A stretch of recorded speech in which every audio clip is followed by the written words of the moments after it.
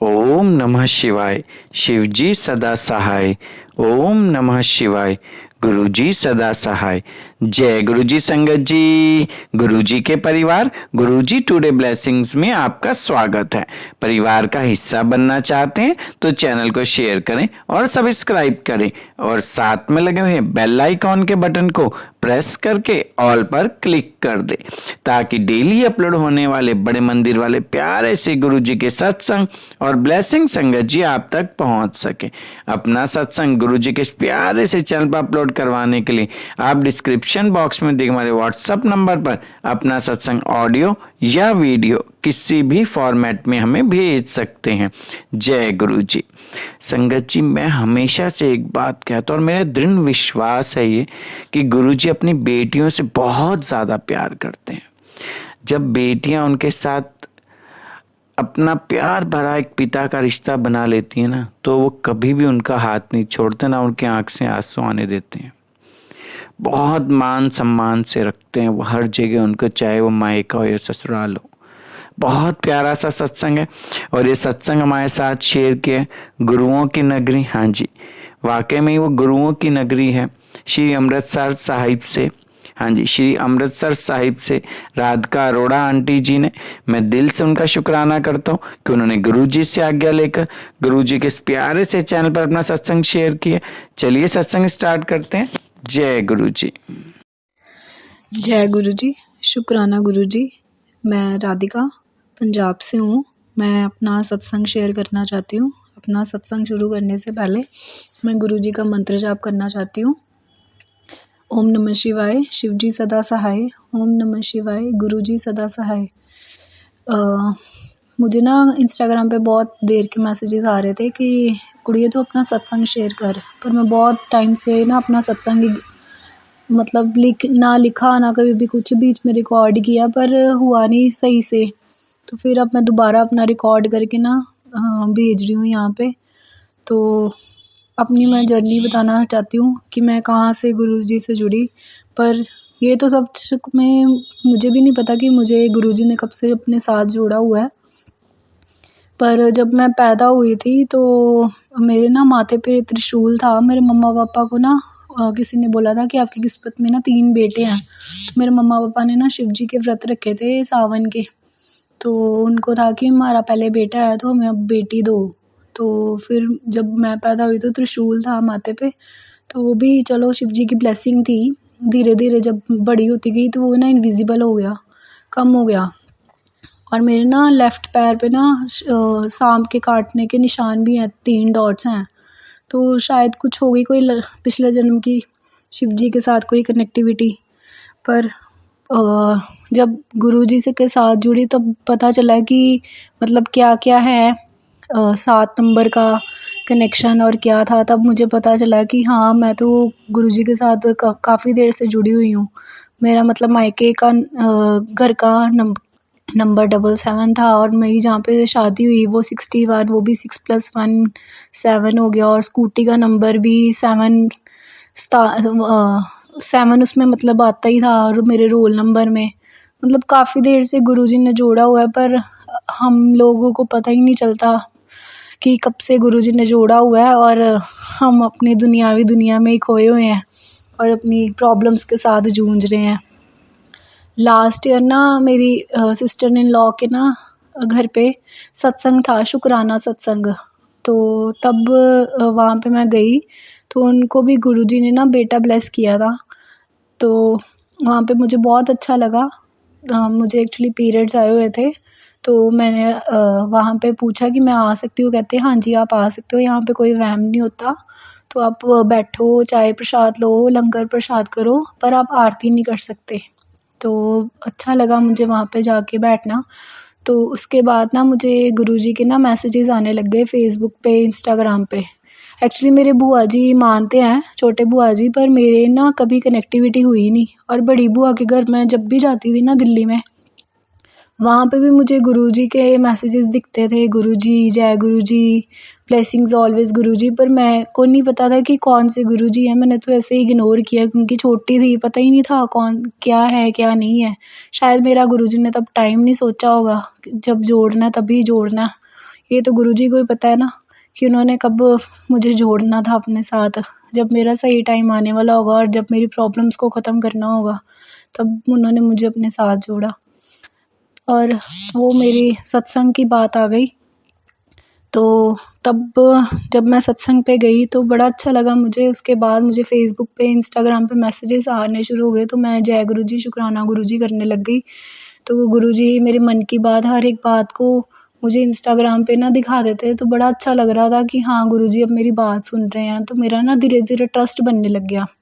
एक दिन ना, मतलब एक रात को मुझे गुरुजी के ड्रीम दर्शन हुए। तो उन्होंने ना ब्लैक चोला पहना हुआ था, कुछ मतलब अंधेरा सा था, पर एक लाइट जल रही थी येलो ऑरेंज कलर की। तो मेरी ना एक्चुअली सासू माँ की डेथ हो गई हुई है, पर वो भी वहाँ पे खड़े हैं। और मैं गुरुजी को बोल रही हूँ कि गुरुजी मैं ना 2 भेटां बोलनियां, कहंदे मैं नहीं सुननी तेरी। ते और मेरी ना सासू माँ बोल रहे हैं कि गुरुजी अगर कुड़ी कहंदी भी है तो सुन लवो, 2 भेटां ही गानियां। कहंदे चल ठीक है फिर सुना दे फिर। तो फिर ना मेरी नींद खुल जाती है। पर गुरुजी के दर्शन पाके मैं तो धन्य हो गई। तो धीरे धीरे ना मेरा फिर ट्रस्ट बनने लग गया। मुझे मतलब सत्संग के ना मैसेजेस भेजे मेरे सिस्टर इन लॉ ने। एक सत्संग पे मैं गई, एक मेरी फ्रेंड ने भेजा। तो वहाँ पे ना जहाँ जब भी मैं मतलब सत्संग पे मैं पहुँची, तो वहाँ पे ना मुझे पहले वाले सत्संग पे तो ऐसा था कि मैं 15 मिनट लेट पहुँची, पर वहाँ पे ना एक शब्द चल रहा था, जे तू ना सुने ते होर कौन सुने। मैं इतना रोई वहाँ पे जाके, जैसे सच में गुरुजी ने मेरी अरदास सुन ली हो कि सच्ची में अगर गुरुजी अगर आप ना सुनो तो फिर कौन सुने। मुझे बड़ा अच्छा लगा, बड़ा लाइट सा फील हुआ कि जैसे मैं को ना गुरुजी ने मतलब मेरे कर्म ना क्लियर कर दिए हैं। मुझे बड़ा लाइट सा फील कर दिया है। वहाँ पे मुझे गुरुजी का छोटा स्वरूप भी मिला। तो एक सत्संग पे मैं और गई थी, वहाँ पे भी मुझे गुरुजी का छोटा स्वरूप मिला। उसके बाद मेरे सिस्टर इन लॉ ने मुझे एक छोटा स्वरूप और एक ब्रेसलेट दी। मैं पहनती थी, गुरुजी से बातें करती थी। तो पर मुझे था कि मेरे पास ना एक बड़ा स्वरूप हो गुरुजी का। तो सडनली ना 2-4 दिन बाद ना, मैं शादी से पहले एक्चुअली जिम जाती थी। तो वहाँ के एक दीदी हैं, तिशा दीदी। तो उनका मैसेज आया मुझे कि राधिका आप भी गुरुजी को मानते हो? मैंने कहा हाँ दीदी। तो कहते हैं आपके पास स्वरूप है? मैंने कहा हाँ दीदी मेरे पास स्वरूप है, पर छोटे हैं, तो मुझे एक बड़ा स्वरूप चाहिए। तो कहते चलो मैं भेज दूँगी, तो आप ना मैं आपको मैसेज कर दूँगी। तो मैंने कहा ठीक है, अब मुझे बता देना कि कब पकड़ना है। तो उनका कोई मैसेज नहीं आया, वो उनका गुरुजी का स्वरूप मुझे मिला तब जुलाई में, 12 जुलाई को। तो उन्होंने मैसेज कर दिया था कब कहाँ से पकड़ना है, और मतलब ऐसे-ऐसे करते हैं सब। मैंने एक्चुअली जब छोटा स्वरूप आया था तब मैंने कड़ाह बनाया था, पर वो मेरे से ना ठीक नहीं बना। पर जब बड़ा स्वरूप मैं लेके आई ना गुरुजी का, तब मैंने प्रसाद बनाया तो बड़ा मतलब ना अच्छा बना। तब तो मैंने गुरुजी को बोल दिया था कि गुरुजी आज तो अच्छा नहीं बना, पर जैसे भी बना आप स्वीकार कर लेना। तो मैं चाय भोग भी नहीं कभी लगवाया था, पर उनके मैसेज आते थे कि मैनू चाह भोग लगवा दे, मैनू प्रसादा बना आप भी खा ते मैनू भी खवा। पर मैं लड्डू गोपाल की सेवा करती थी, तो मैं ना मतलब इकट्ठी रख देती थी प्लेट। पर जब बड़ा स्वरूप आया गुरुजी का, तो फिर मैं अलग अलग प्लेट में उनके लिए खाना लगाती हूँ कि ऐसे वो भी ना सोचे कि मुझे एक ही चपाती सभी को हमने दे दी है। पता नहीं कि संगत जी मेरे मतलब मन के भाव हैं, मतलब क्या है क्या नहीं है मुझे नहीं पता। तो पहले मैं रख देती थी इकट्ठी एक चपाती सबके लिए, पर अब मैं 2 चपातियाँ बनाती हूँ, अलग अलग रखती हूँ। लड्डू गोपाल की अलग से और गुरुजी की अलग से। मुझे नहीं पता मैं सही करती हूँ या गलत करती हूँ, पर जो भी मेरे मन में भाव आया मैंने वो कर दिया। बाकी संगत जी मेरा पहला सत्संग है, मुझसे अगर कोई गलती हो जाए तो प्लीज़ माफ़ कर देना गुरुजी, आप भी मुझे माफ़ कर देना, और संगत जी आप भी मुझे माफ़ कर देना। तो जब वो मेरे घर पे आए गुरुजी वाइट चोले में बहुत सुंदर से, तो मैंने तब प्रसाद बनाया और पूरी फैमिली को भी खिलाया, खुद भी खाया। बहुत टेस्टी बना था प्रसाद गुरुजी की कृपा से। 3-4 दिन के बाद ना गुरुजी ने मुझे बटरफ्लाई के रूप में दर्शन दिए घर पे। ब्राउन और मस्टर्ड कलर की बटरफ्लाई आई एकदम से, पता नहीं कहाँ से आ गई, डाइनिंग टेबल पे आके बैठ गई, फिर स्टेयर्स पे जाके बैठ गई, बहुत ही सुंदर सी। तो मैंने उसकी फ़ोटोज़ भी क्लिक करी। तो उसके बाद ना गुरुजी ने ना मुझे हेल्थ ब्लेस करी है, सबसे बड़ी बात। मैं ना मतलब शादी के बाद से ही ना मैं पता नहीं क्यों बीमार पड़ जाती थी। हर 2 या 4 महीने बाद मेरी रिपोर्ट्स में कुछ भी नहीं आता था, कुछ भी नहीं। पता नहीं क्या था, मेरे ग्रह चाल है या क्या है। मुझे गुरुजी ने बहुत बार मैसेज भी भेजे कि तेरे ऊपर ब्लैक मैजिक किया हुआ है ये वो, पर मुझे नहीं पता कि मेरे ऊपर किया था किसी ने या मुझे ऐसे ही लग रहा है, आई डोंट नो। पर चलो वो गुरुजी ने मुझे हेल्थ भी ब्लेस करी। अब मैं 1 साल हो गया जब से गुरुजी के साथ जुड़ी हूँ, मैं कभी बीमार नहीं हुई। मतलब होती हूँ बीमार तो मैं साथ ही में ठीक हो जाती हूँ, वैसे मोस्टली मैं होती ही नहीं, बहुत ही कम। उसके बाद ना संगत जी, गुरुजी ने मुझे ना, मैं इमोशनल बहुत ज़्यादा हूँ। मुझे गुरुजी ने ना, मतलब मैं हर बात पे ना रो देती थी। कोई भी मुझे किसी ने बोला, एक्चुअली मेरे इन लॉज के साथ कुछ इश्यूज चल रहे थे, तो गुरुजी के आने के बाद ना मेरे में ना थोड़ी वो हिम्मत आ गई कि मैं अब अपने लिए भी बोलूँ, अपने हक के लिए लड़ूँ, अपने लिए स्टैंड लूँ।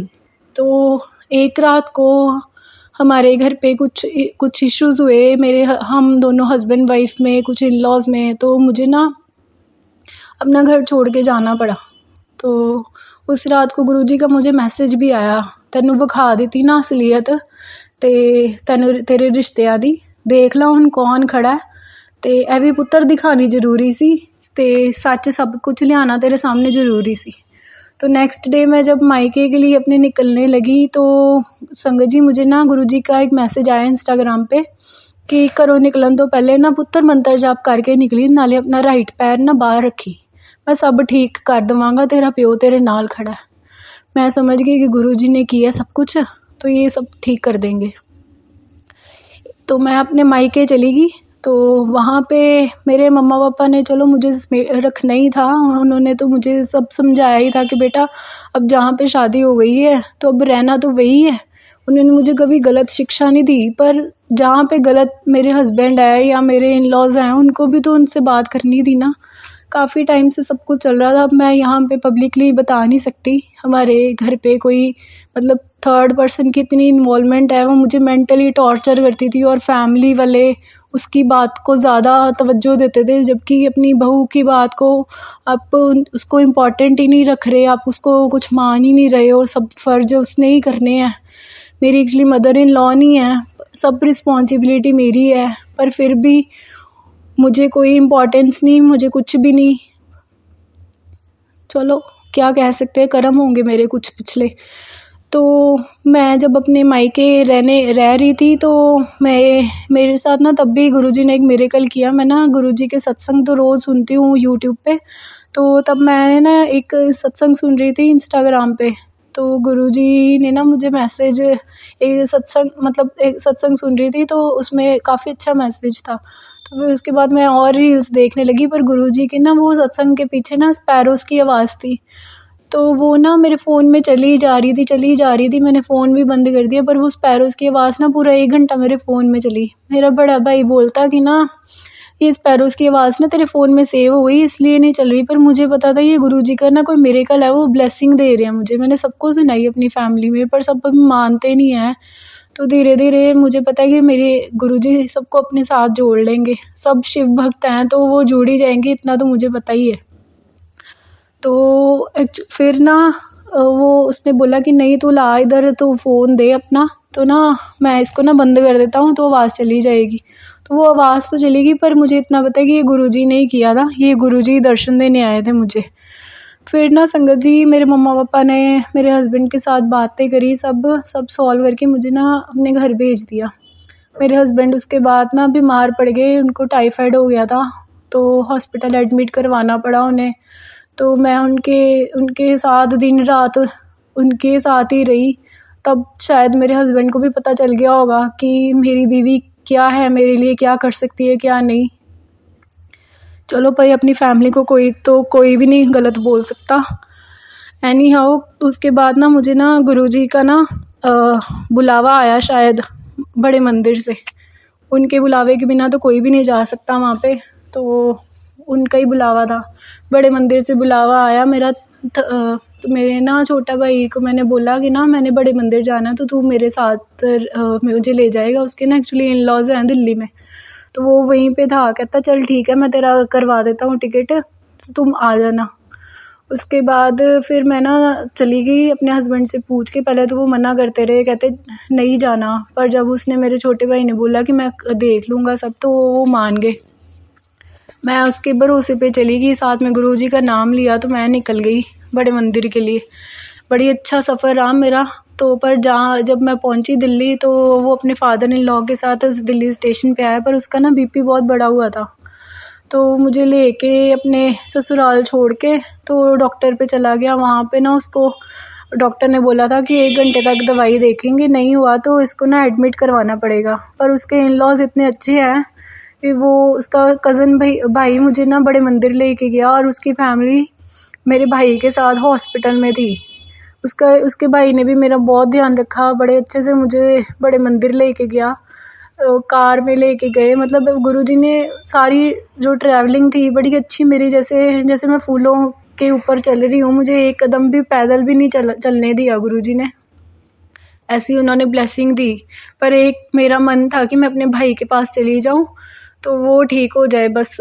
बड़ा अच्छा लगा गुरुजी के बड़े मंदिर जाके, बहुत सुकून मिला। रोई भी मैं बहुत ज़्यादा गुरुजी के मंदिर में।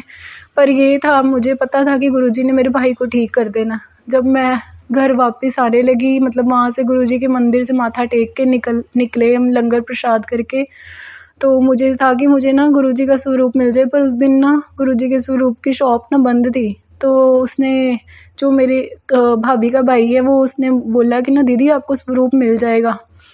तो मैंने कहा चलो ठीक है, हम चलते हैं घर पे। तो अपने भाई का भी पूछा, वो अभी हॉस्पिटल में ही था, आईसीयू में था। जब मेरे भाभी घर पे आए हॉस्पिटल से, तो मैंने ना एक छोटा स्वरूप ना उनको दे दिया। मैंने कहा ये ना आप मेरे भाई के पास रख देना, तो वो ना जल्दी ठीक हो जाएगा। कहते ही दीदी चलो आप मानते हो, मैं आप रख दूँगी। तो वो एक्चुअली मानती नहीं है, उसकी फैमिली भी नहीं मानती, पर उसकी चाचा चाची की फैमिली वो सब मानते हैं गुरुजी को। तो कहती है आप मानते हो दीदी, तो मैं रख दूँगी। तो उसने ना आईसीयू में रख दिया नेक्स्ट डे। तो वो तो चलो वो नहीं मानती, पर उसका ना जब मेरे भाई को जब आईसीयू से 3 दिन बाद शिफ्ट किया ना रूम में, तो उसका गुरुजी का स्वरूप ना वहीं पे छूट गया था। वो एक्चुअली ठीक नहीं था, अपनी होश में नहीं था। तो पर मेरा भाई आके फिर यही बोलता कि ना शायद वहाँ पे भी किसी को ज़रूरत होगी, कोई अर्जेंसी होगी, जहाँ जब गुरुजी ने उसको भी ब्लेस करना होगा, तो वो स्वरूप तेरा शायद वहीं, इसीलिए गुरुजी ने वहाँ पे रखवा दिया और वहीं पे रह गया। तो मैंने कहा चलो मेरे अब सत्संग से कि शायद किसी को पता चल जाए कि अगर वहाँ पे गुरुजी का कोई स्वरूप किसी को मिला हो, तो उसको पता चल जाएगा ये कहाँ से और कब कहाँ से ब्लेस हुआ है। जब मैं अमृतसर वापस आने लगी थी, तो तब ना मुझे मेरी भाभी के भाई ने ना गुरुजी का एक स्वरूप दे दिया था। तो मैं बड़ी खुश हो गई कि चलो मुझे गुरुजी का जो स्वरूप मिलना चाहिए था बड़े मंदिर से, वो तो नहीं मिला, पर उसने मुझे दे दिया है गुरुजी का स्वरूप। येलो चोले में, और पीछे शिव जी बने हुए हैं शेषनाग जी के ऊपर, जैसे जो बड़े मंदिर में पूरी वो बनी हुई है ना, वो वाला वो स्वरूप मिल गया था। वो मैंने घर पे आके फिर अपने मंदिर में रखा। फिर ना संगत जी, मैं जब घर पे आ गई, मेरा भाई भी अब रिकवर हो रहा है धीरे धीरे गुरुजी की कृपा से। तो मुझे ना दिल्ली आने से कुछ दिन बाद, शायद 10-12 दिन बाद ना गुरुजी का मैसेज आने लग गया था कि ना मेरा पॉकेट स्वरूप ना अपने कोल रखा कर पुत्र। तो मैंने ना अपना उनका गुरुजी के जो पॉकेट स्वरूप है ना, वो अपने पास रख लिया। और नेक्स्ट डे ना मैं ना, मेरे गर्दन में ना प्रॉब्लम आई हुई थी, सर्वाइकल की प्रॉब्लम आई थी।